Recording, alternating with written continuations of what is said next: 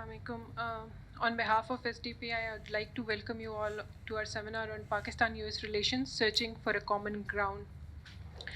As Prime Minister Imran Khan recently concluded his visit to the United States, there has been a lot of discussion and speculations about the success of the visit and the parameters used to measure those successes. We at SDPI today are not just looking for a better understanding of those, but we also seek to derive policy recommendations from our discussion here. With our distinguished panel and our guests from different fraternities today, before I head to formally open the discussion, I would like to briefly introduce our panel first. We are graced by Major General Ijaz Aman, Senior Defense Analyst, Independent Analyst Mr. Zahid Hussain, and former Ambassador Mr. Ayaz Wazir. Mr. Ayaz Wazir has served the country on different missions abroad and played a vital role in mediations with Taliban in the past. Then our privilege is to have Mr. Harun Sharif, former Chairman, Board of Investment and Regional Advisor to World Bank for Economic Cooperation in South Asia. Dr. Abid Suleri, Executive Director, SDPI, will conclude the discussion in the end and will give some opening remarks as well. Thank you. At the end, I'll just say thanks. Good afternoon, ladies and gentlemen. Today we slightly changed the time of our regular seminars. Usually it's from 3 to 5 p.m. This time it's from 4 to 6 p.m. And so a slight logistic issue. First of all, let me welcome honorable panelists here, a galaxy of panelists. Ayaz Wazir Saab, Harun Sharif Saab, General Ijaz Hussain Saab, and Zahid Hussain Saab.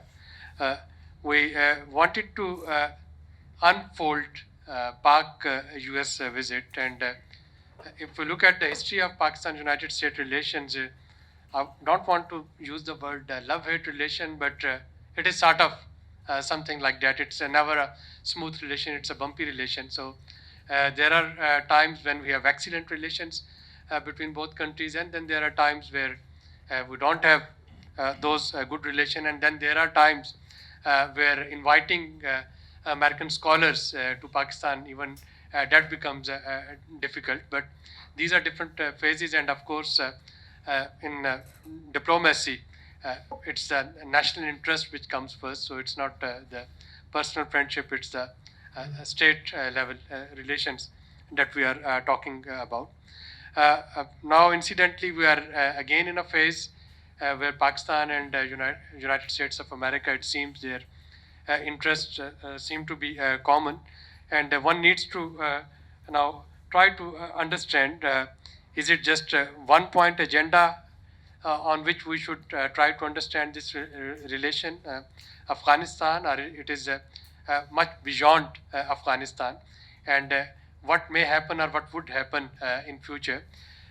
We also need to perhaps look at the type of follow-up mechanism that is being used in Pakistan, and one already knows, and I wrote about it last week as well, last Monday, that already the MOUs which were signed between Pakistan and Saudi Arabia, Pakistan and Qatar, Pakistan and different other countries, the follow-up seems to be quite weak now, and our partner countries, they are feeling sort of frustration due to lack of institutional mechanism, lack of follow-up.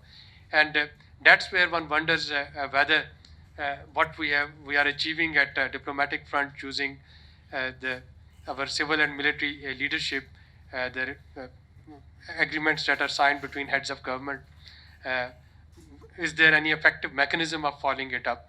And would it be the same fate that whatever negotiation that Pakistan and American head of governments there took place between them, would there be any institutional mechanism to follow it up, and how we can measure the long-term success of this?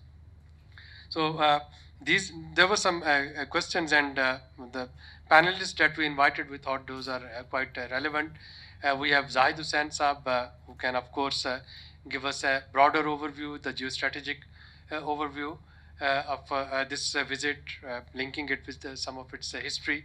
We have Ayaz Wazir Saab, who can take us through where Pakistan can play its role in facilitation of Afghan peace process, what role it can play, whether the expectation those are realistic, and whether we will be able to meet those expectations at all or not. And we have journalist Ijaz Ivan Sahab, of course, not only from defense and strategic angle, but also when we talk of Kashmir, whether it was something which got publicized premature, should it have remained as track 2 between Pakistan and India and America, or we needed to publicize it, and what would be way forward, or what can be way forward? Can we see any ray of hope here on Kashmir issue? And then last but not least, our guest of honor, Harun Sharif Saab, who would request to explain some sort of economic diplomacy angle of this visit. Not only the investment and economic opportunities, but United States has to play an important role in Pakistan's case in FATF. United States has to play an important role after the first review of IMF mission, where I am expecting that we may be missing some of the quantitative targets, and we may have to go for waivers. And once we will apply for a waiver, we require United States player. So whether all these things can happen, and if we can have some expectation from America on this front, what is it that we need to do in turn? So these are some of the broader contours in which we have organized today's seminar. And I'll ask my colleague Aisha Alias, who is also heading our international relations research, to take the process further. Thank you, Aisha.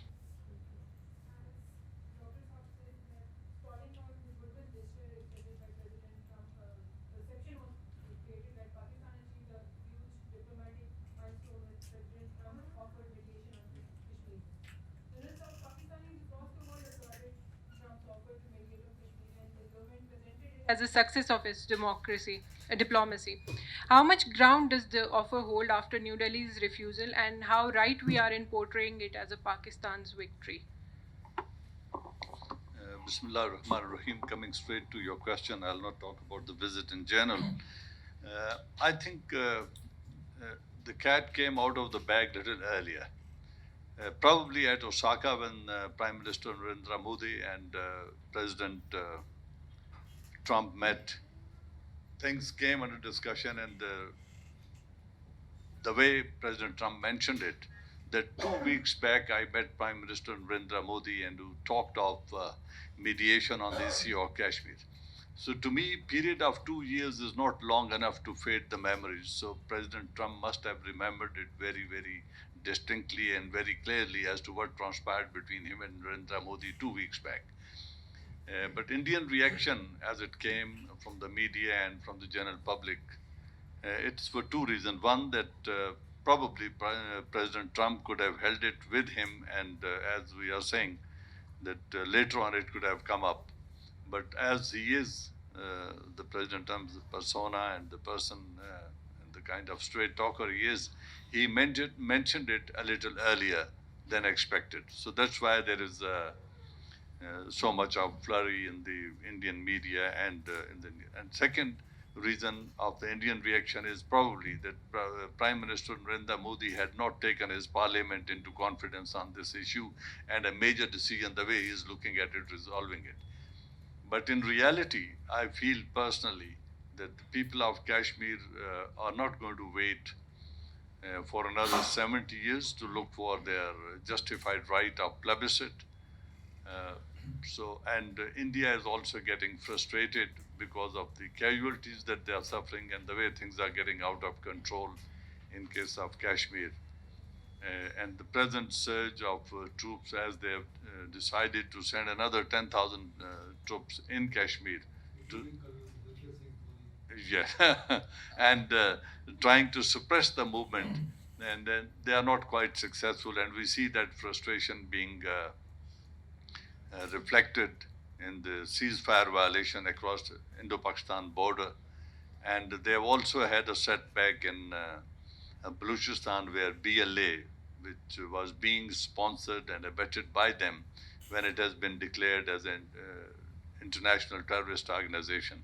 So all these, when we see them together, I think the way forward in case of Kashmir is through the UN resolution and normally talked of Simla agreement. I think that bilateral arrangement has not worked in the last 47 years. It not only worked for conflict, failed to work for conflict resolution, it also failed to prevent occupation of Sechin, and it also failed to prevent Kargil from happening. So I think the bilateral mechanism has failed, and we cannot give it an unlimited time of another 50 years to look for a conflict resolution. So when all this is seen as a single issue, I think the way forward is only third party intervention for resolution of Kashmir issue, that is through dialogue and third party intervention in the light of UN resolutions. Two occasions I would like to mention that whenever Pakistan and India went to a third party resolution, that is in case of Indus Water Treaty, when World Bank came in, the issues were resolved and both parties were satisfied on the outcome.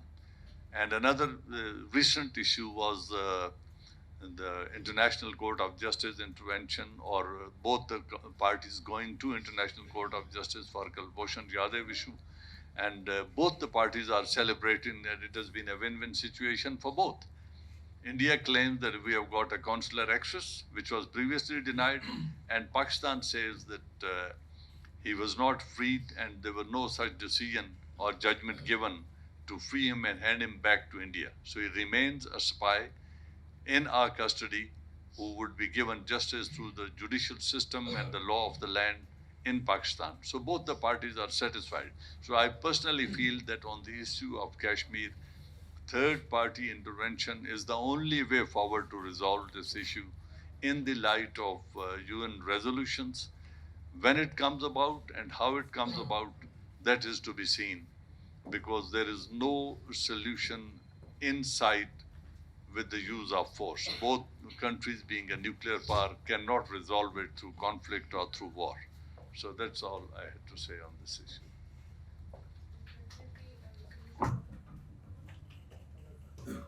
Solution of Kashmir issue definitely holds foremost importance to peace in the region. And as after whatever you've said, we can safely say that third party mediation has done well for both countries in the past too. I would like to have Mr. Zahid Hussein's opinion on how right is the postulation of US visit being a success, and can USA viewing Pakistan as a part of the solution now be considered a success? I think I don't know how one describes success or failure.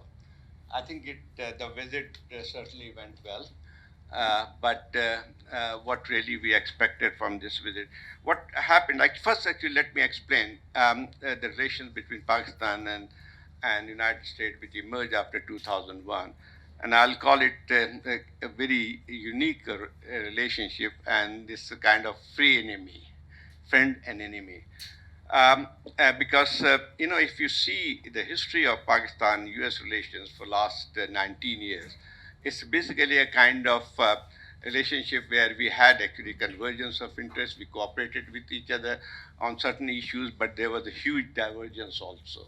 So in a way, actually, if you look, actually, there were periods where we worked together as far as Al-Qaeda was concerned, but on various issues, particularly in Afghanistan, there was a major differences, and that has cast a shadow over the relationship between the two countries. Well, the last 2 years, if you see, the relationship had been actually had hit the low. In fact, actually, whatever we have achieved after 2001, in terms of at least some kind of cooperation in Afghanistan, it was also suspended. All kind of aid under Trump were suspended, even not only military but also civilian aid, and which little bit came in trickle. But what happened now? Two things. Number one, actually, because overall, we see the relationship of between Pakistan and US largely revolved around Afghanistan. That was the cause of cooperation as well as the cause of conflict. Yeah, and so what happened now is that Trump, that it was actually his pledge or promise during election campaign to pull out troops from Afghanistan. After coming to power, I think he conceded to the military leadership, and in fact, actually increased forces there. But his gut feeling was that he should pull out from Afghanistan, and I think probably now he's implementing on his original plan. Um, uh, it is very clear that he wants to get out of Afghanistan, and then he wants to go into 2020 election with a claim that he has actually brought back his boys from Afghanistan. And so, in a way, actually, he will be fulfilling his promise that no boots on the ground, no American boots on the ground everywhere. So I think it starts from there, and it's very clear that for the first time in 19 years, America is seriously pursuing this policy of finding a political solution to Afghanistan crisis. They have seen that military solution has not worked, and that has landed them into the longest war of America has fought outside its own country. So they have started this negotiation under Khalil Zalmay, and it has actually have so far going quite well. According to the Taliban latest Taliban statement, that they have come very close, almost 80 to 90% closer to some kind of agreement with the United States. In fact, actually, if you see, actually, that the Taliban have always were always willing to talk to United States, but they were not willing to talk directly to Kabul government. And I think probably their argument was right, that basically it's not the Kabul government which makes decision. Afghanistan is under occupation, and basically they would talk to an occupation army, and finally they succeeded in that. So they are very close now. Close means agreement. It does not mean that it will restore peace in Afghanistan, but certainly that will pave the way for gradual exit of United States.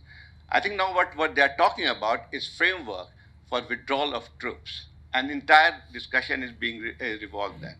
So now Pakistan's interest, I think probably Pakistan has also been, since for last 14 or 15 years, Pakistan has always been saying that there cannot be a military solution to Afghanistan. And that is now the Americans have conceded to that too. And now there's a much greater convergence of interest between two countries. And the convergence of interest is around Afghanistan. And this is basically, if you see what happened in Washington, it was all actually the major discussion was on Afghanistan or security issues. So these are the two issues which still actually have bound our United States and Pakistan together, and despite all those problems.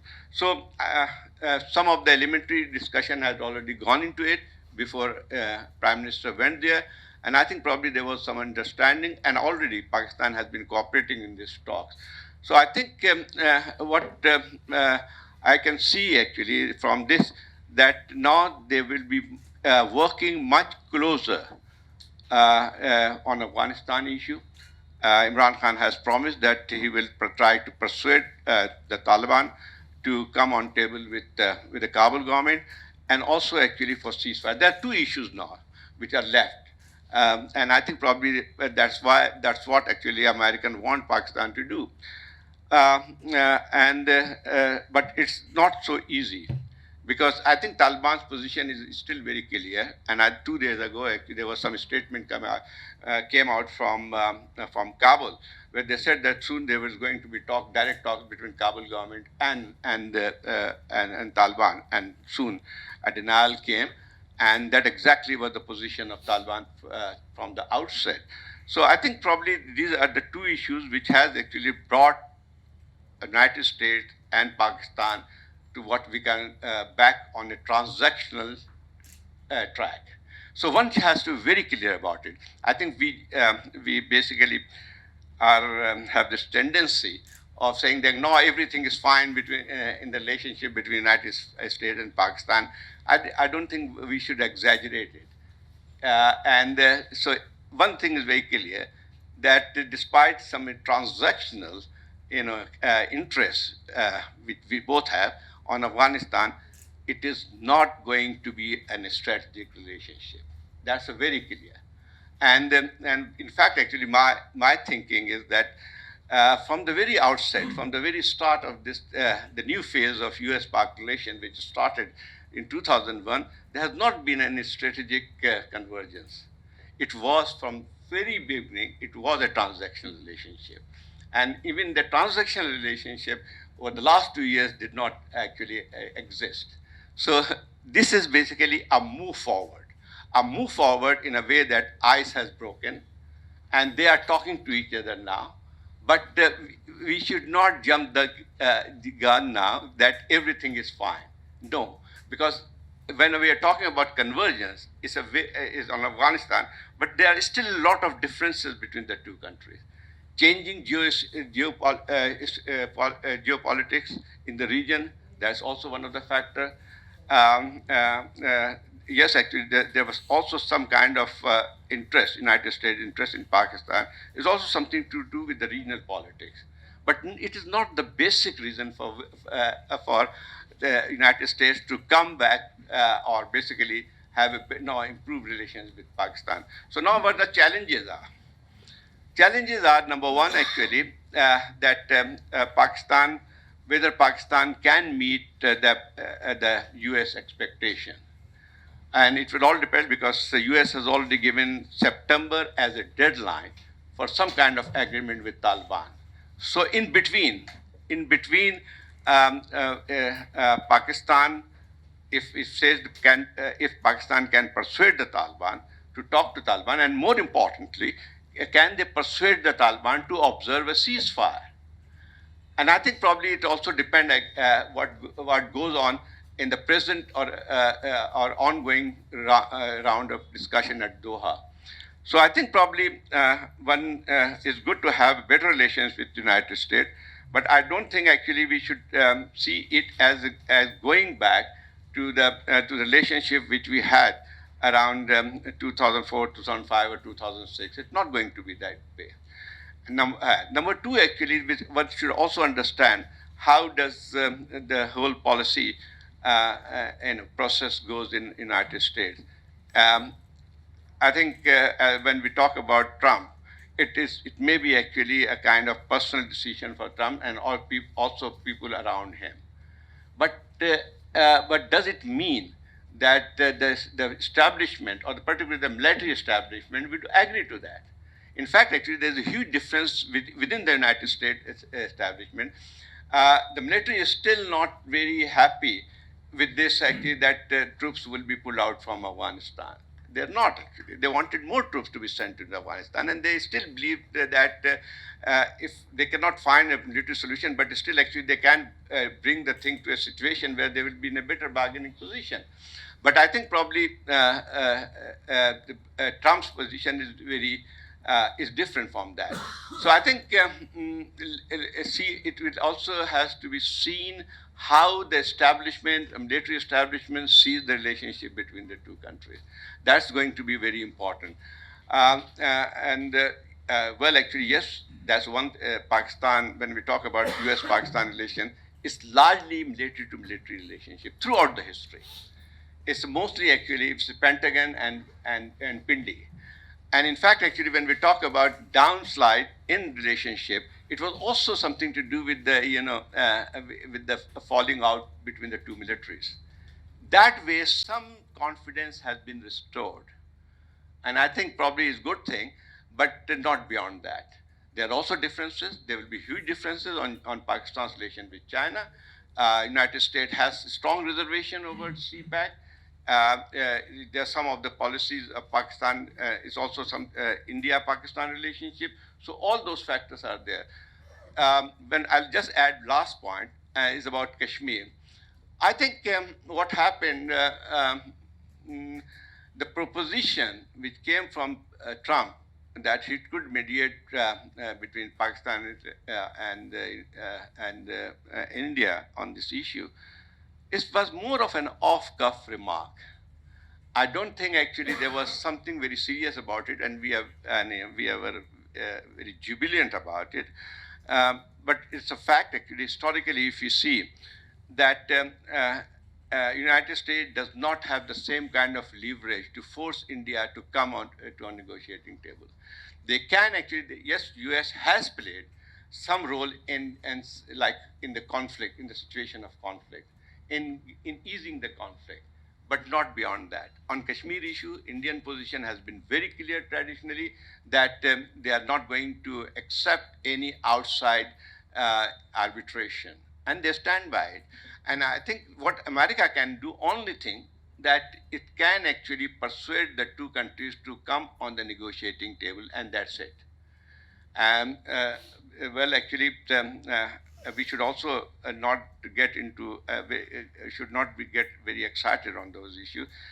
Whatever Modi had said to Trump could be actually is still point of debate and controversy. What really he said, there has not been a direct denial from the Prime Minister, but certainly the Foreign Minister has come on the has stated that it was misinterpreted.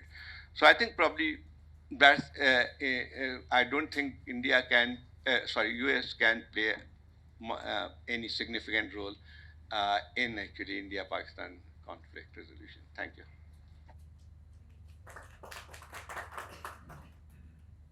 Before I proceed further, I would like to welcome Mr. Jahangir Ashraf Qazi.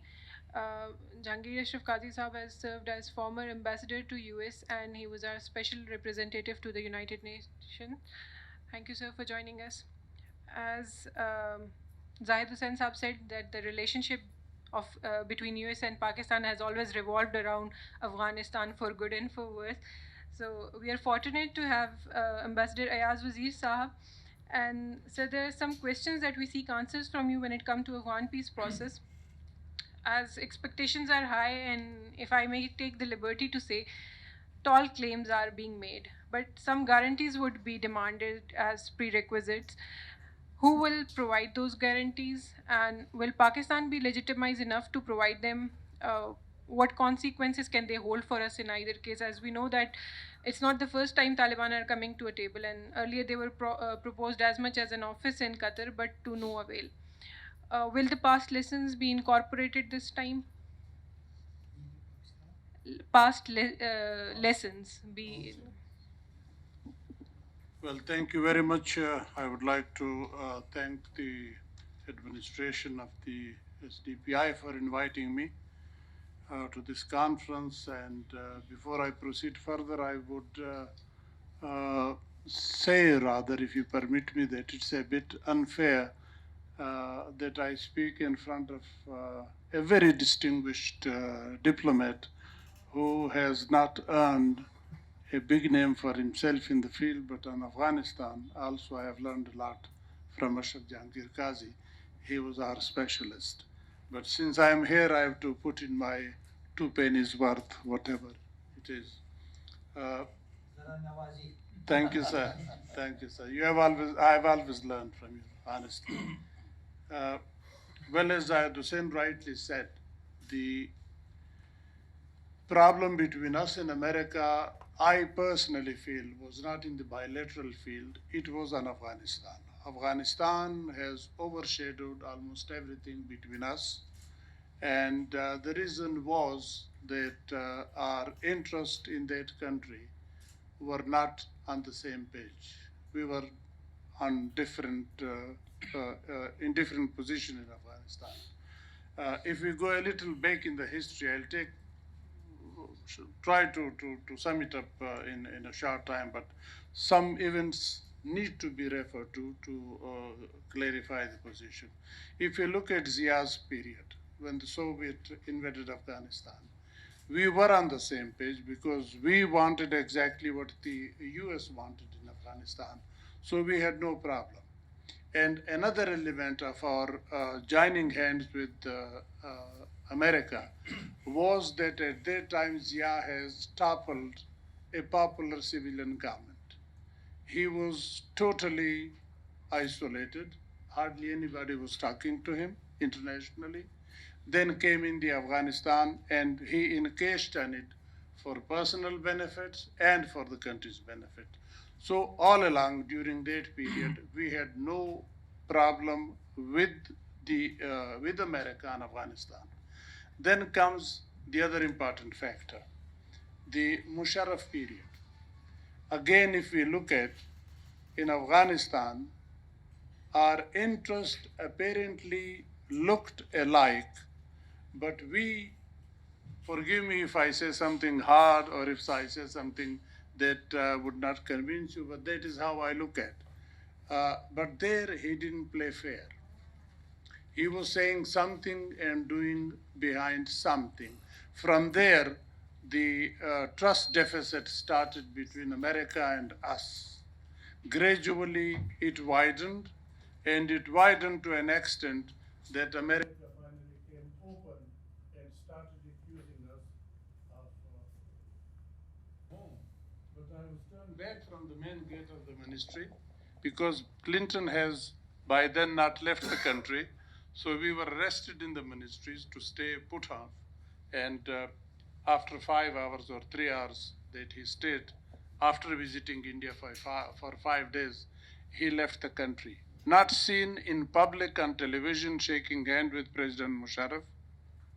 But when 9/11 happened, thereafter, it's a history I'm not going into, but there two things again the two benefits were taken out of that situation.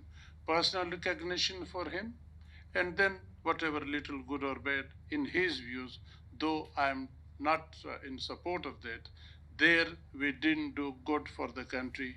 We imported a war which was not ours. I used to say it, I used to write about it, that it was somebody else's war, but somehow it was imposed upon us. Nobody listened to, but I am so grateful to the Prime Minister who said it and to the Army Chief who said it in a function in GHQ that this was not our war. So that is the background that we worked with America. America has never, in my assessment, stood with us thoroughly in bilateral relations. They have always used us for their interest, and we have happily done that. In return, I'll just quote one thing. President Musharraf was traveling to address the UN General Assembly the first time. I was Consul General in Manchester, and at the airport, while standing, he looked at me when I was introduced to him. He asked me, how is the community feeling about my taking decision to be the frontline ally? Obviously, I had to say, being in service, that yes, it was a good decision. But when I say but, he said, what is the but? I said, well, sir, people think that the deal was not as good as it should have been. At least financially, we didn't get anything in return. He said, look, and then he went into, he said, look, I wanted to find a way to have a great business with America. Otherwise, if I wanted to get dollars, I would have flooded the country with the dollars. That was no issue. I could see Zamin paun tale pisal gayi. He failed to address it. It was obvious. He did. Anyway, coming back to Afghanistan, I mentioned these two incidents simply because to remind you that in Afghanistan, we have, in my assessment, served the American interest more than our own interest. Afghanistan is our immediate neighbor. President Karzai has very rightly said that Afghanistan and Pakistan are like conjoined twins whom you cannot separate even if you want to. We are so close. Afghanistan is entirely dependent on Pakistan. But in return, what we did, that's another story I'll not go into. But here, if we look at Imran Khan's visit to Afghanistan, to America, what there was discussed between the two leaders, we have yet to know the details. But I personally feel that either there is a paradigm shift in our policy towards Afghanistan, which I would seriously doubt. If that has taken place, then very good, fine, we can move ahead.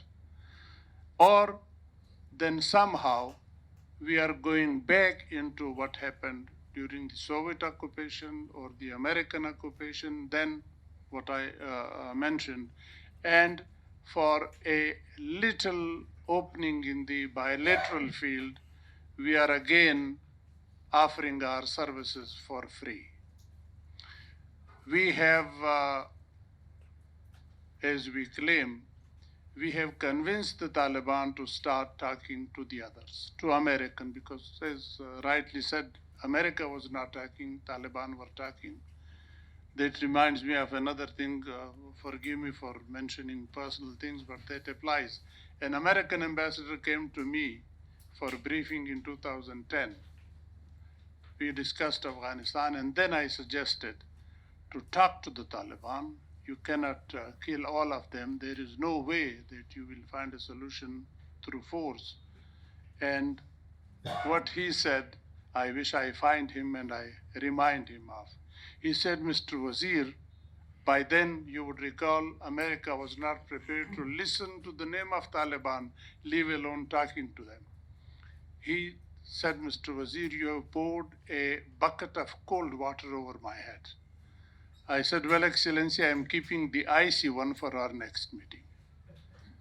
And now you see what has happened. They are talking and they do not know how to find an honorable way to get out of it. No doubt, you know, all of us, we are aware of the 4 conditions which so far have been discussed, and 2 have, as Zayed Saab said, very closely almost agreed upon: the withdrawal of the foreign troops from Afghanistan and return the Taliban assurances that Afghan soil will not be used against any country. The other 2, in my assessment, are the most important one. The first 2 were not that difficult. That one could see would easily be, some patch-up or agreement be made. But the intra-Afghan dialogue and ceasefire, the 2 most difficult things.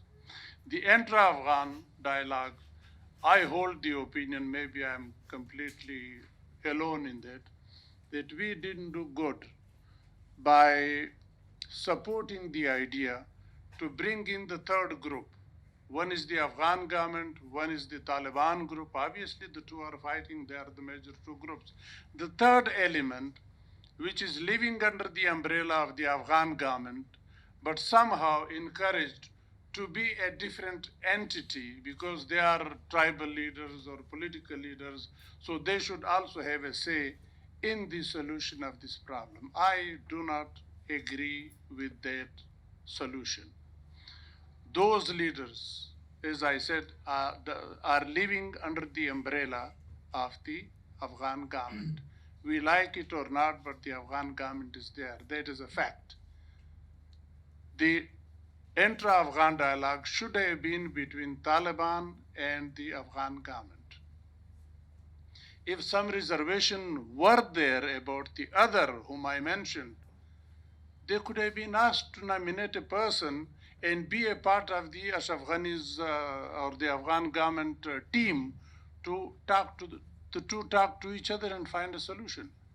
I haven't come across anywhere in political science study or in history that in a country which has faced civil war, there was a 3rd element like here. It is the government in the capital or in the country and this opposing force fighting or opposing it. If somebody asks us here that, okay, we talked to Prime Minister Imran Khan, but he has a position in the country and they are very strong political parties, so until he has those behind him or along with him, we are not going to talk to him. This would be, in my assessment, not a fair judgment.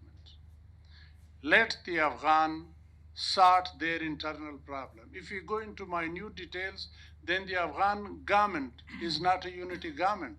It is known as a unity government, but there is hardly any unity between them. But that is for the Afghans to settle. If the Taliban and the Afghan government agree upon something, I don't see any reason for any political leader to be strong enough or to become strong so much, or the collective strength of them to derail that agreement. There is no way. But the problem is that there are forces who are not interested in the single leadership in the Afghan problem. Look at during the Soviet occupation of that country. There were 7 political leaders here in this country, 7 or 8 in Iran. Why couldn't a single leader be, the rest we say kind of asked to come around and have one leader? Why can't today the same thing? But if we do this mistake, like what we did, look at Geneva Accord, look at Makkah Accord, look at Peshawar Accord. The whole world agreed, but then it couldn't succeed because there was no single leader that was given the task to do. Afghan government is a weak government. I am not their spokesman, no doubt, but that is a government. There are 300 soldiers, I believe, police and army and other institutions. How can we totally, completely ignore that and say that intra-Afghan?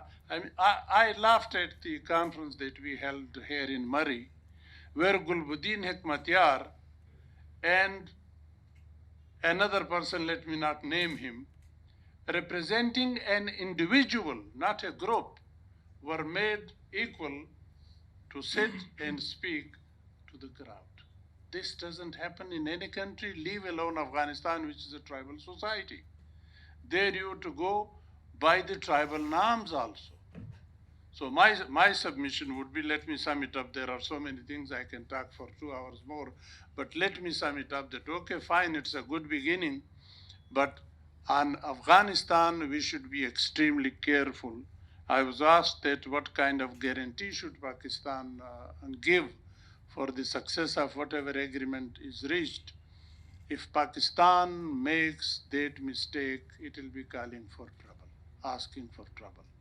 Nobody over there can guarantee anything over there. I think the best way is that since now that China, Russia, Pakistan, America is already there, they are almost on the same page on solution of Afghanistan. I would add another country which I heard somewhere or I read somewhere that it was requested, Iran should also be there. Iran was, I think, also asked to join the meeting in Beijing, but for its own reason, it refused to. So if we have Iran, if we have Russia, if we have China, if we have Pakistan, then Afghanistan is surrounded by these countries. And if they are sincere not to permit their soil for any interference inside Afghanistan, nobody can derail that agreement if it is reached. But short of an agreement between the neighboring countries, immediate neighbors of Afghanistan, if an individual country gives guarantee, particularly Pakistan, I think that will be asking for trouble. We should never do that. Or if Pakistan is asked, somebody said it today, let me put it before the House, somebody said that maybe Pakistan has agreed to put its soldier across the border to control things for them. I said if they do it, they'll be asking for trouble. And on one personal reference, again, I'll finish then. When the missile were fired after Osama bin Laden by Clinton, then we had the Afghan foreign minister here. He was sitting in my room, and he tells me at that time, he was very frank with me. He said, well, Mr. Wazir, you know we cannot fight with America in the air. That is a sole superpower. But let's pray together that they make a mistake and come into Afghanistan. And when they came, I wrote an article. I said, I think the former Afghan Foreign Minister prayer has been answered. So that would be my concluding sentence for guarantee from Pakistan. Thank you, sir. And as you said, in Afghanistan, we have served American interests more than ours. So we would talk about our interest now. Money matters, and especially in our current economic state, it would be almost futile if we cannot derive any material benefits for ourselves from this visit.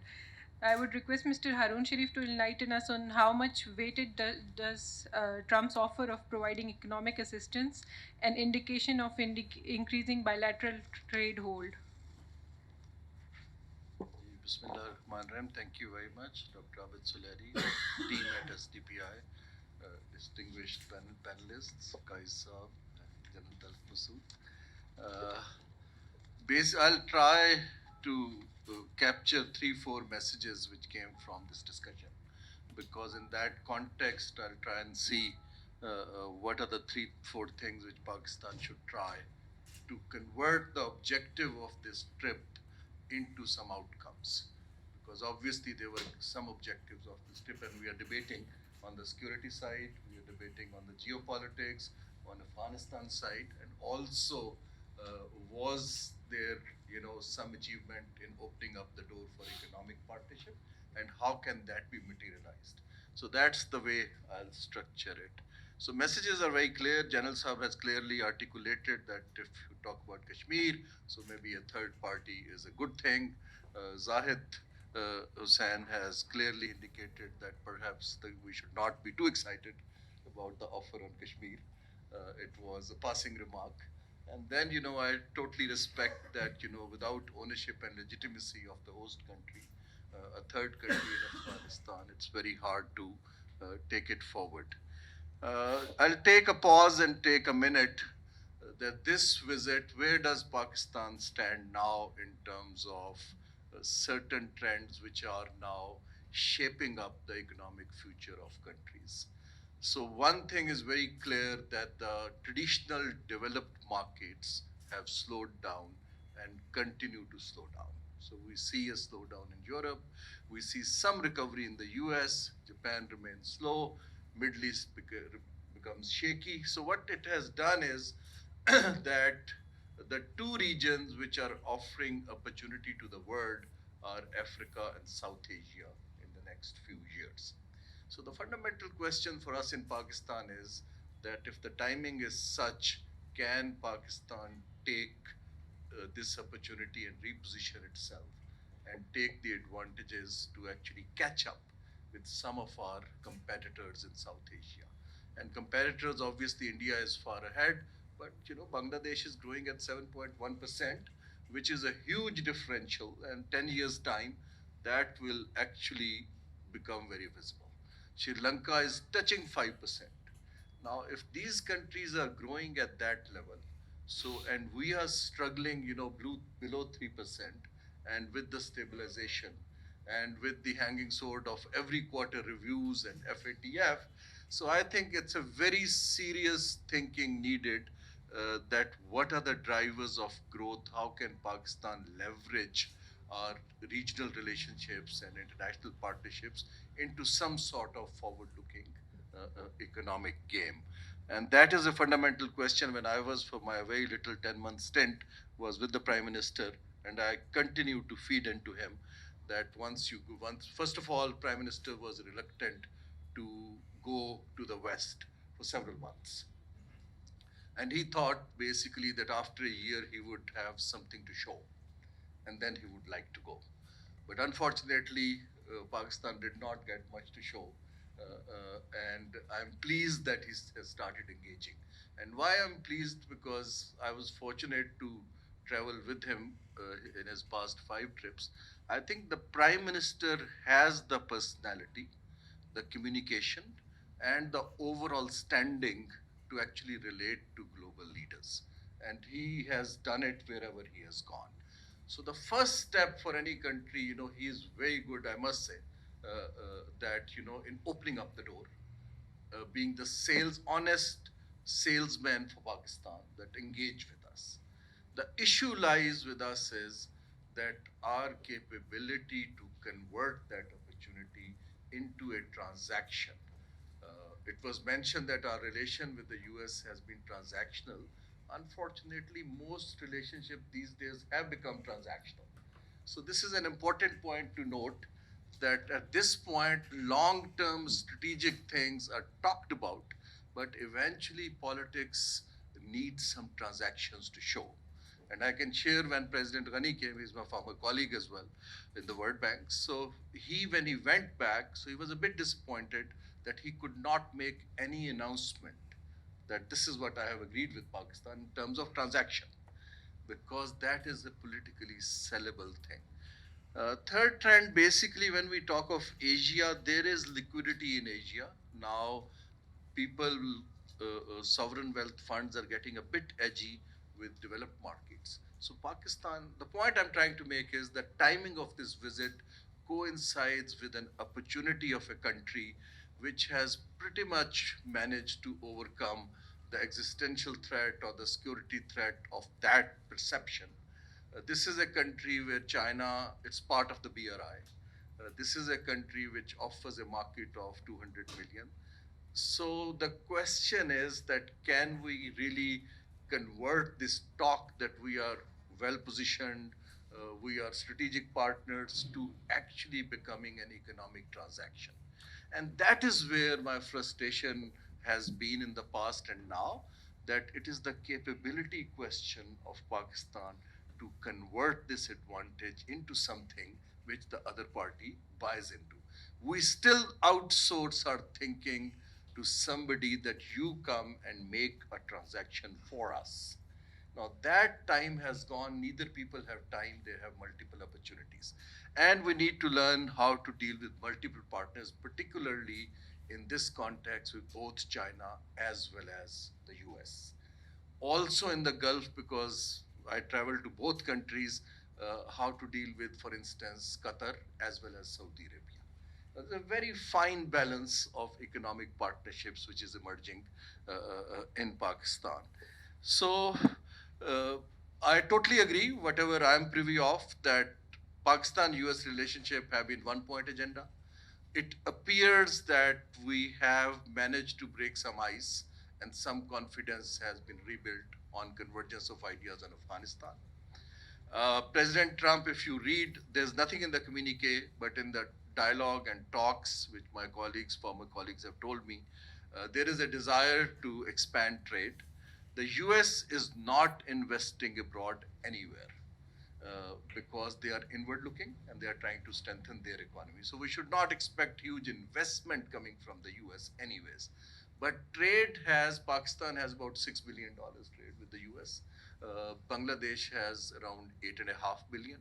India, of course, 142 billion. And the only people who are attracting money from the US at the moment, I was surprised that investment of United States in China last year, despite the trade tension, went up by 24%. So this is an interesting thing. And where this all money is going, it's all going in technology companies, because that is where you are driving. So now coming back to this visit now, I genuinely believe that Pakistan needs to deal with our HR crisis. We need to have competent people who can inspire confidence into these relationships. It is not Prime Minister's job to make a value proposition to another country. I would use rather strong word, because as a Pakistani, I really think if we are very good in losing opportunities. And if you look at our international dealing in the economic front, Recordec is a very recent example. We have failed to complete even a single sizable transaction in past 30 years. Now that is something for a nation we need to get out of denial, that we are competent enough to actually make commercial transaction. And I can quote my colleague has mentioned personal experiences. When you deal with even the Arab companies like Aramco's Iftas World, they come here with corporate lawyers, corporate finance experts, PhDs in oil, And what we do is that we put an additional secretary in front of them that please go and do the transaction. Now, we need to insulate our priority, economic priorities from the current system.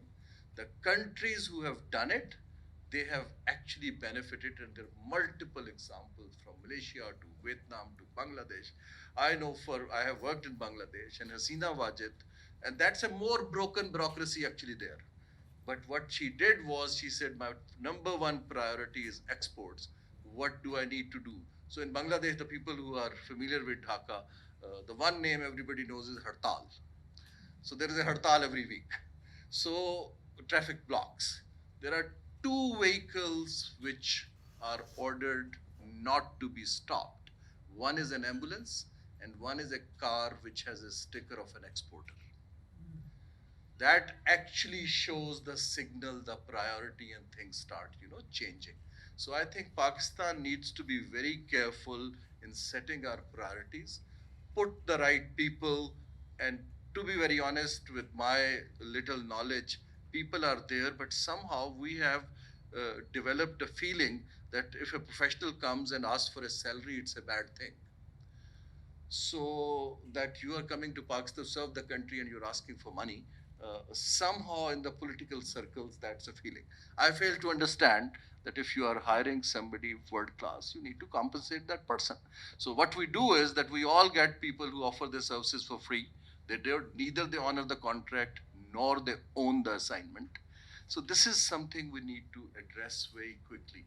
So a couple of things, what I had suggested and I still hold, I think the opening we have with the US, we need to come up quickly with a value proposition.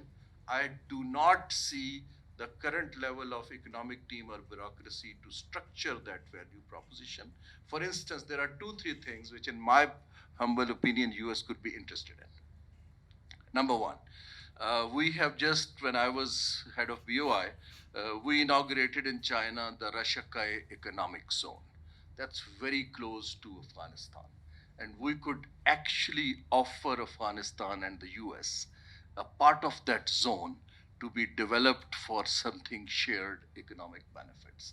And that is something which US can invest in and you can work. But that you need to make. And China, when I mentioned to Chinese, they were quite keen to support that idea. So that is one idea which I have sent to the government, and I hold that this is something which can excite this whole dialogue with Afghanistan and give it some economic tone. Second is that there has been a talk of a connectivity expressway from Torkham to Kabul to Dushanbe. Afghanistan had always taken a position that unless you connect us to all the way to Delhi, we will not give you, access to Dushanbe. I genuinely think with this revived regional dialogue, if we can offer this connectivity to the CPEC route and negotiate that we give you China, Western China, in return you let us connect to Dushanbe, there is willingness to talk about it. So, that is there. Third thing is that, frankly speaking, two countries, both UAE and Saudi Arabia, have shown very keen interest. And Mohammed bin Salman, Crown Prince, announced 21 billion package for Pakistan. It is our job to now convert it into projects.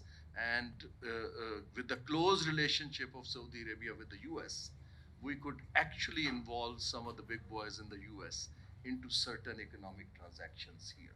Now, these kind of transactions would have a lifetime that the PTI government should be able to show that something has happened.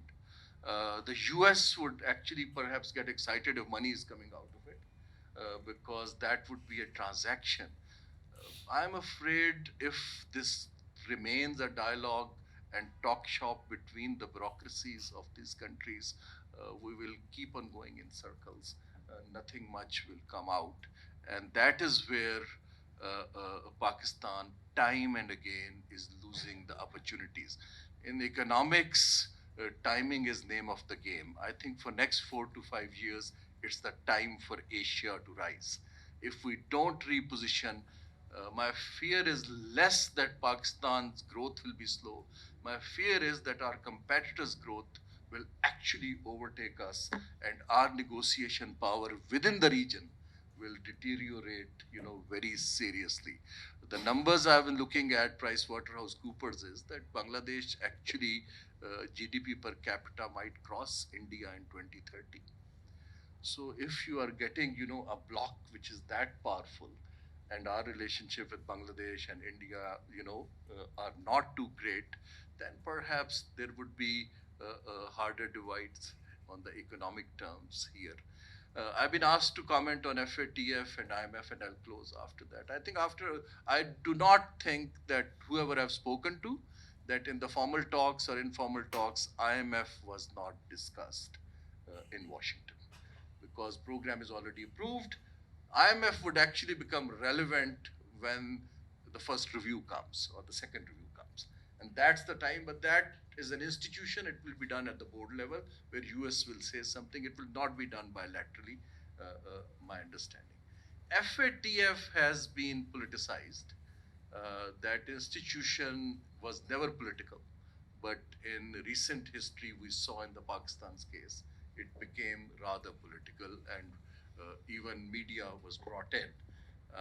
And for the first time in our agreement with the IMF, very clear indicators are on, terrorist financing and anti-money laundering and curbing down things. Where does it go? It's anybody's guess. But I hope we have the capability to deal with it, because again, my feeling, several years back, I sat on FATF board representing the UK government. My feeling was that Pakistan was less prepared in the dialogue at that time. I hope we are better prepared now. To sum it up, I think the success of this visit of Prime Minister Imran Khan would be that we manage to widen the dialogue a little bit. I totally agree with Zahid, it will not become a strategic dialogue from just one point agenda. And if we can put one or two economic transactions which can excite United States, and put the right people who can talk their language and convert it into reality, and that can only be done through expertise in the private sector or the Pakistanis living outside who can actually structure a deal for them, then perhaps they will start looking at us from a little bit wider lens. My Foreign Office colleagues can comment more that what are the benefits of a structured, regular dialogue, because that has been repeated time and again. We didn't get much when it was with India, strategic dialogue with the US, but that's more, I think, government to government thing. So my message to all of you and colleagues to Pakistan is that Pakistan needs to, again, I'm trying to say, come out of the denial, look at our peer countries who have managed to build the capability to deal with rest of the world, rather than basically outsourcing our policies, outsourcing implementation, and then just waiting for somebody to come and do things for us. I don't think that's going to happen anymore. Thank you very much. Thank you, sir. As Harun Saab said, Prime Minister has worked as an honest salesman for Pakistan, and in this visit, at least he has been successful in breaking the ice. I would like to ask Ambassador Jahangir Qazi Saab, sir, as you are a specialist on America, how do you see the current visit of Prime Minister Khan, and what sort of expectations should one have from the visit?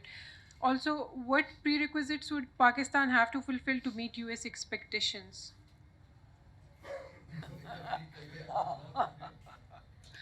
Bismillah ar-Rahman ar-Rahim.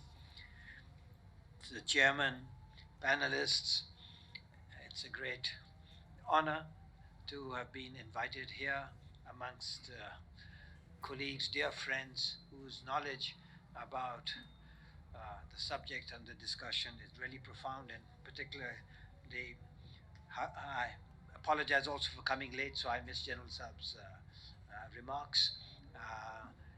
But I think Harun Saab has provided an absolutely essential economic dimension to the discussions, because without economics, your diplomacy is not grounded, and diplomacy is essential, of course, to clear obstacles in the way of, security and economic policies, and to portray our policies in a positive light, etc. So, and of course, I'm no expert as far as US policy is concerned. I've had the honor of representing my country in the United States, but then I've had that honor vis-a-vis other countries also. If you make me an expert in all of them, then my fees will go through the roof. It's with regard to the subjects under discussion related to the Prime Minister's visit to the United States, I'd like to say there are two larger contexts in which we should sort of situate our discussions, particularly for Pakistan. Number one, in Asia or Eurasia, there's an emerging greater game, so to speak, with the US essentially vis-a-vis China, but the US with its cohorts or with its allies, which may be contingent rather than more permanent, and similarly China. But interestingly, United States under Kissinger managed to drive a wedge between China and Russia, which was a mark of the man's brilliance and all. And the present administration, even its predecessor under Obama, etc., and Bush and all, have managed to sort of bring them together vis-a-vis the United States because of the kind of policies, beginning with the pivot, as you know, towards the east, which was seen as a policy to contain China, and Russia, of course, may have lost its status as a political economic superpower, but Russia today is a stronger country militarily than the Soviet Union ever was. So, I mean, it is a country that you cannot discount. It is still unstable in the sense it's not based on its base is not diversified enough. That was always its weakness and all, raw material based more than. But as far as military technology and all is concerned, even at the state-of-the-art level, right at the S-400, for instance, Turkey is, has threatened the U.S. that that it will take the S-400 under any circumstances, because no matter what, they've arrived there also. And India will be getting the S-400. I don't know when Pakistan might be getting it. That'll be a measure of our relationship with them. But, it's the Eurasian game. Now, within the Eurasian game, Pakistan...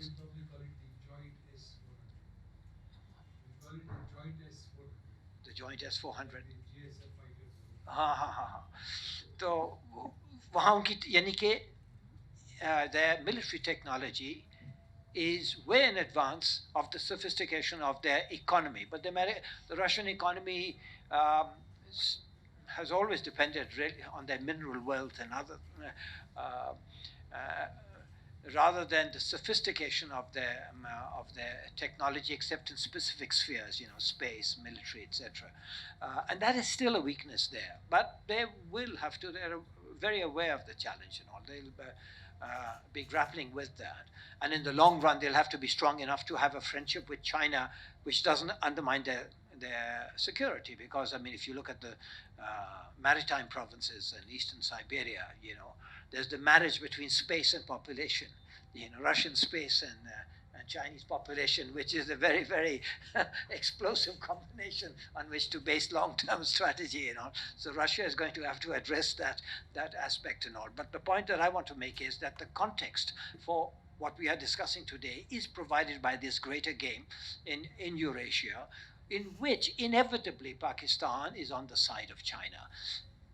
The United States is Pakistan's most important bilateral relationship in the world by virtue of the fact that the United States is the sole global hyperpower, and in full spectrum dominance, etc., and technology, and military, and even economy.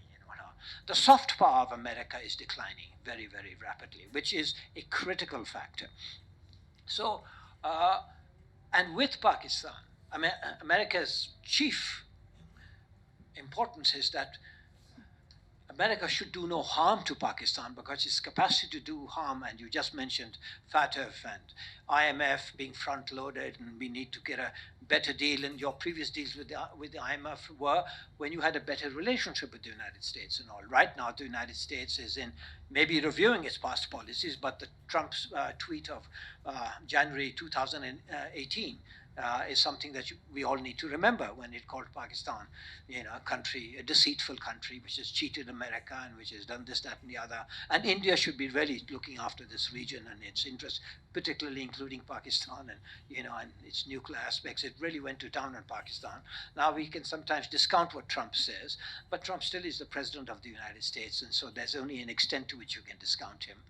There was a joke that he landed up in the National Security Council saying that I've been pressing this black box all night. Why doesn't it work? Because they'd given him a toy model because they knew it's very dead.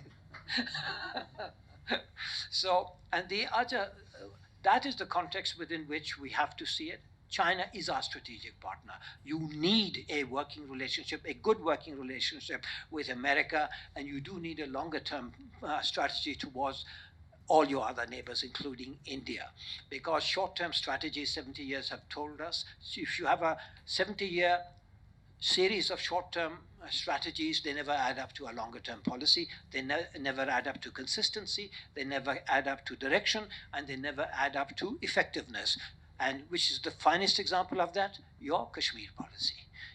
You have never put it in a longer-term perspective, because a longer-term perspective requires you to speak the truth to your own people about what you can do and what you can't do. And our policies have generally been built up, whether governments are civilian or non-civilian. You have generally never thought it necessary or even safe to inform the people about what you can do and what you can't do in order for you to formulate realistic policies. We haven't done that. No.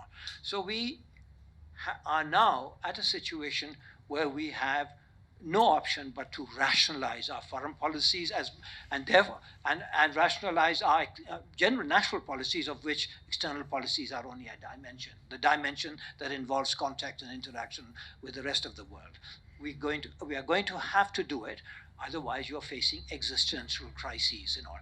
And the existential crises is the other much larger context within which what we are discussing needs to be sort of discussed, as it were, and reach conclusions, and that's climate change.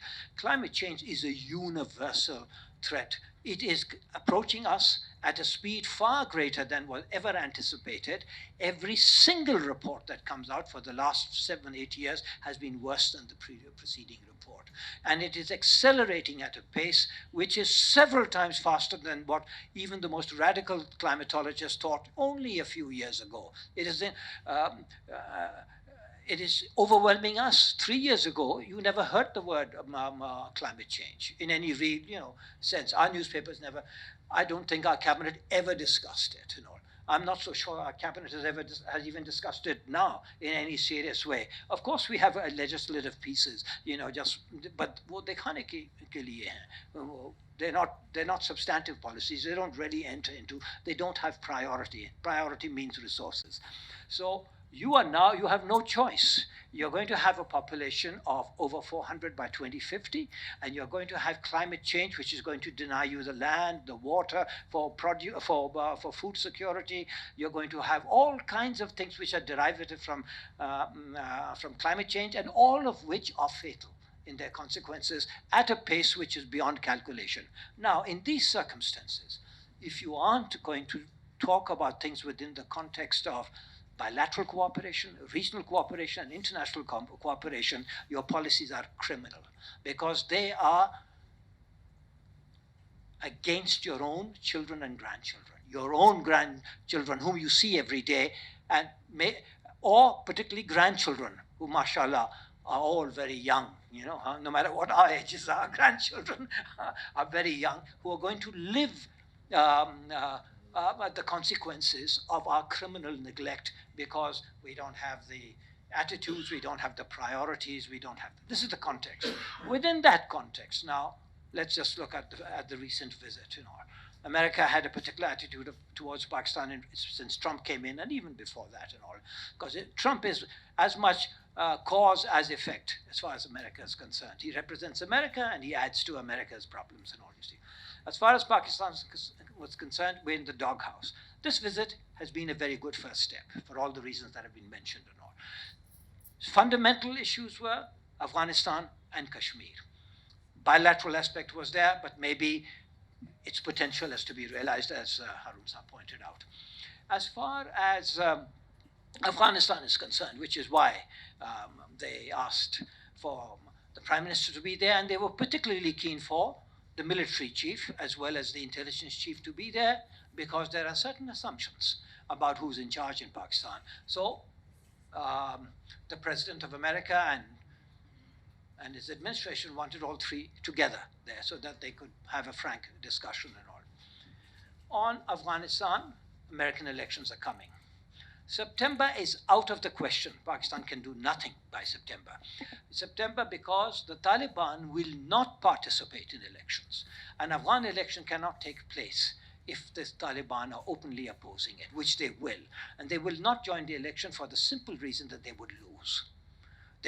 Militarily, they have gained on the ground, and they're not going to jeopardize that by going into an election unprepared. And public opinion remembers the Taliban. The public opinion is scared of the Taliban. They recognize that they were probably honest, not corrupt in the sense, no humans are perfect, there was even then corruption, etc., but it's the fear. And particularly amongst the women, it's even more so. We might say rural women vote along with their families and their husbands and all, you know. But I mean, wherever women are somewhat conscious, they're very, very, very, very scared of the Taliban. And it's not just the women, it's also the men with some sense of... and there's no reason why. Because Talibans are not practiced at canvassing, you know. They stand up for principles against foreign intervention and invasion. They have fought, they have sacrificed, they are where they are. Yes, they've been helped, but they are where they are because of the sacrifices that they have given. America has been forced to engage with them, even though America's previous policies were also to exclude Taliban as far as is possible, but that made assumptions about which way the battle would unfold. It has not unfolded in that way. America, in part, blames Pakistan for this and all. It's almost irrelevant today whether their blaming of Pakistan is well-founded or not well-founded. The fact is that they've made a change in policy. From excluding Pakistan from an Afghan settlement process, which was the case in January of last year, they now regard Pakistan as critical to delivering a settlement. And henceforth, this visit. You know. And the Prime Minister was very frank with them, and he said, I can do so much. I will certainly try, because Pakistan has a huge interest in Afghan stability and peace there, and all of that. But I don't pretend to have the kind of influence over the Taliban that you think. Now, the Taliban, that you see even the present announcement of Trump that he wants to begin withdrawing before the elections. You know, or does he say he wants to complete the withdrawal or begin the withdrawal before the elections? To complete. Well, that's an ambitious thing because elections are still more than a year away. But it shows because the Americans were interested in a conditions-based withdrawal, not in a time-based withdrawal. They did the same in Iraq. They weren't able to sort of, get their way. In Afghanistan, similarly, a conditions-based withdrawal actually means a permanent non-withdrawal because the conditions are never really fulfilled and all you see here. A time-based withdrawal means that you've got to be able to be sure what you're going to leave behind when you leave, and now they have come round reluctantly to the view that only Pakistan can contribute to a stable Afghanistan when they leave. However, Afghanistan, as the Prime Minister said, the trust level between the Taliban and Pakistan is not perfect. They remember what happened after 9/11. They remember what happened to their ambassadors here. They remember the role Pakistan played there. There is still the question of leverage. Pakistan may not be enjoying such a wonderful image amongst even the Taliban, but they depend on Pakistan. And it doesn't mean that Pakistan is doing all the things that it's accused of. Some of those things may still be happening because the Prime Minister admitted to 40 groups which are still in Pakistan, and that Pakistan has not been honest in the past. It has said that. He said that. These actually have built up his image amongst many of the interlocutors he had in the United States. But the fact remains, they will not participate in elections. They will not have a ceasefire with the Taliban before the Americans complete their withdrawal, or finalize the timetable for the withdrawal. It'll have to be more specific than is the case right now. They will insist on an interim government in which elements from the Kabul government can participate. They will not accept elections for the time being, for several years, until they build their political base, and then they can participate and win, lose, or whatever, But they will insist on a sharing of power based on today's power realities, And of course, Kabul has been treated as a loser by the United States itself, not being included in these talks which are taking place. So, but for Pakistan, it is a problem, because having the Taliban as an asset, or the main asset for Pakistan, is problematic for a number of reasons, because you have to also take Afghan opinion into account. Afghans, about Pakistan, their view is, here is a government, our neighbor, who wants a friendly government in Afghanistan. And the friendly government happens to be a government that Pakistan would never ever countenance for itself. We would never accept a Taliban government in Pakistan, but we are quite happy to favor a Taliban government in Afghanistan. That is enough for India to go to work against Pakistan. That is where they're able to turn Afghan opinion against Pakistan. ये तुम्हारे दोस्त हैं, ये दोस्त नहीं हैं, ये आपके वो हैं बड़े भाई. और जिस तरह फारसी में कहते हैं, सकबाश ब्रदर खुद मबाश, कि be a dog but don't be a younger brother. So here Pakistan is treating you as a younger brother. Sometimes we say fifth province or ye wo flana. Afghan ke suspicion hai. Pakistan needs to know how to use generosity as a diplomatic tool. We need to be generous where we can be.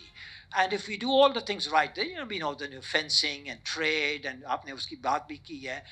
Our links with Afghan people are so many and so profound that India can't even begin to compete with Pakistan.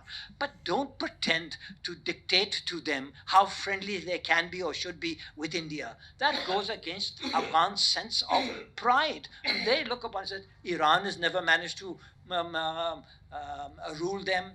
Russians have not managed to rule them. The Greeks, you can occupy Afghanistan for a while, but you can never rule them. अंग्रेज नहीं कर सके, American नहीं कर सके, एक पाकिस्तान है जो कि करना चाह रहा है.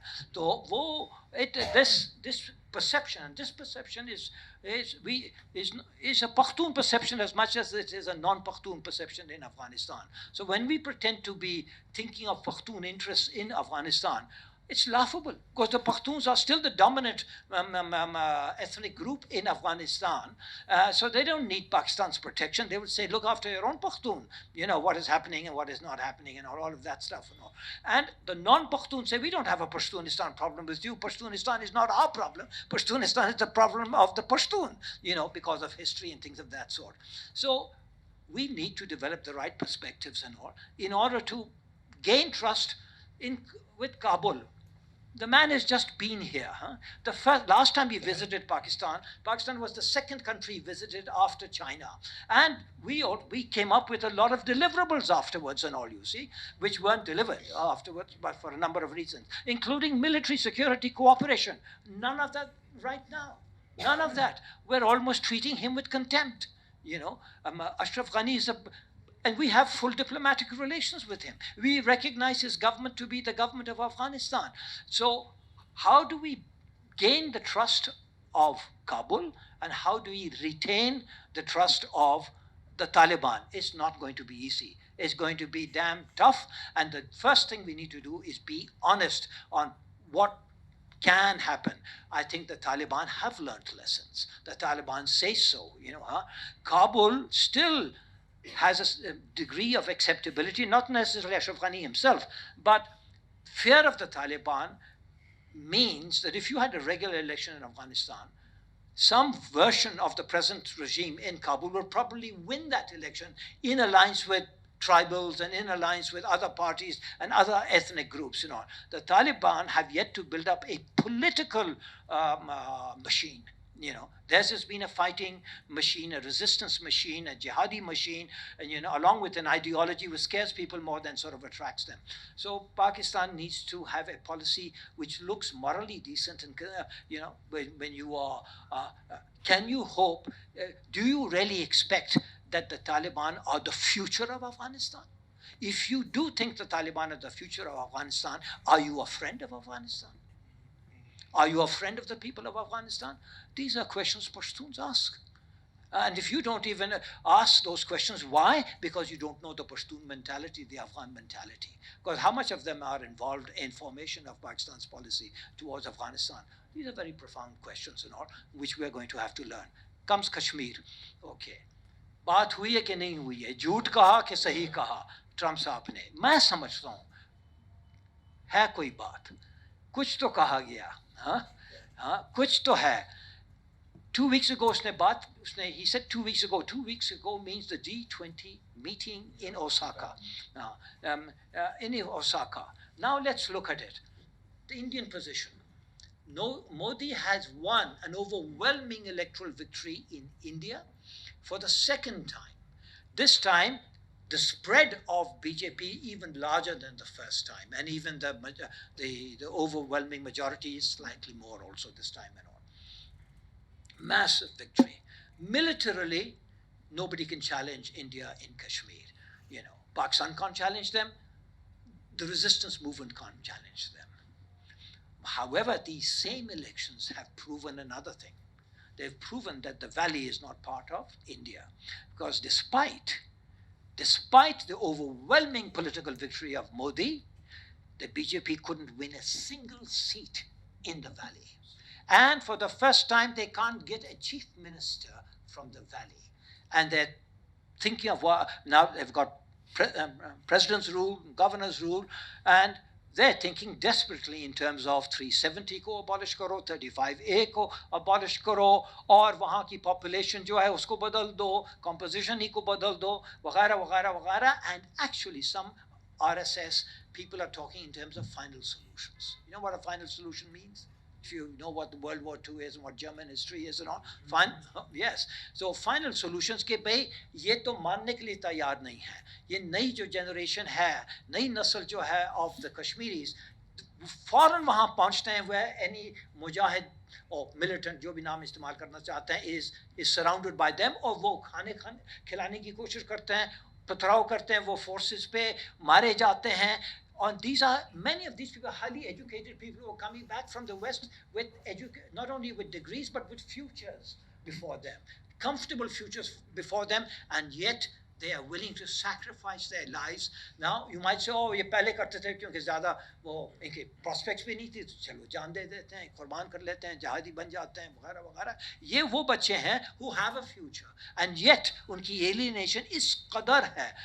And so Modi is up the creek as far as Kashmir is concerned. In हालात में हो सकता है कि उन्होंने ट्रम्प से कुछ कहा हो कि भाई मुसीबत हमारी ये है कि ये, लेकिन पाकिस्तान की वजह से उन्होंने वहाँ सिचुएशन को इस कदर ख़राब किया कि हमारे लिए मुसीबत हो गई है. आप बराए मेहरबानी कुछ करने की कोशिश करें, कुछ वो फलाना ये नहीं. Whether he mentioned mediation, arbitration, who knows? Trump may have invented these things. But we know what the realities of Kashmir are. Now, we also know from this that if they do, in desperation, go towards these measures, of ke bhai Hindu, non-Muslim ko hum layenge wahan, Indian constitution, kya 370 nonsense, special area, वगैरह, is part of India. Let any Indian buy property wherever they want, including Kashmir. सब कुछ ये करेंगे. Then the resistance will increase. When the resistance increases, the repression will increase. The repression will increase, let me just tell you, even when the repression begins to achieve certain scales, and many Indians RSS के लोग हैं, मुसलमान के साथ जो हो रहा है इंडिया में, leave alone Kashmir, they're quite prepared to go the full 9 yards, जिसे कहते हैं. ये nobody in Pakistan, not the military, not Imran Khan, not anybody will be able to stop a response from Pakistan. 20% of your population in Pakistan is of Kashmiri origin. उनके ताल्लुकात हैं उनके साथ, you know, with Jammu, with Kashmir, Sialkot में कितने कश्मीरी रहते हैं, लाहौर में 1/3 of the population is practically Kashmiri and all. So you cannot do that. And at the same time, the two countries are nuclear weapons countries without a doctrine that can manage a major escalation in military conflict. We don't formulate our doctrines with that scenario in mind. हमारा तो ये है कि अगर उन्होंने वो किया तो हम ये करेंगे. वो मैनेजमेंट डॉक्यूमेंट तो है नहीं आपके पास कि अगर कुछ हो जाए तो उसको किस तरह रोकेंगे. And you have less than a minute's warning time between each other. You know, if you look at the Bulletin of Atomic Scientists, and the number of times the Soviet Union and America came close to actually having a war despite 15 minutes in, you know, information gap, you know, where you could verify things and all. Over a dozen times there were near nuclear sort of incidents which could have blown up. हमारे हाँ हो ही नहीं सकता. You know, there isn't enough warning time. आपको खबर आ जाए, you have to press the button. That's the most rational thing, is to do the irrational. In the mathematics of India-Pakistan nuclear equations is essentially absurd, and therefore you have to do absurd things to be mathematically sound in such a situation. How would you handle such a situation? There is no way of handling this situation. Now you have to contextualize this within the larger games, and the most massive game around you, climate change, and the absolute imperative of trying to look for solutions for this within an overall cooperation syndrome.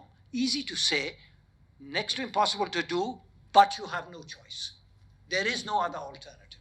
Thank you. Thank you, guys.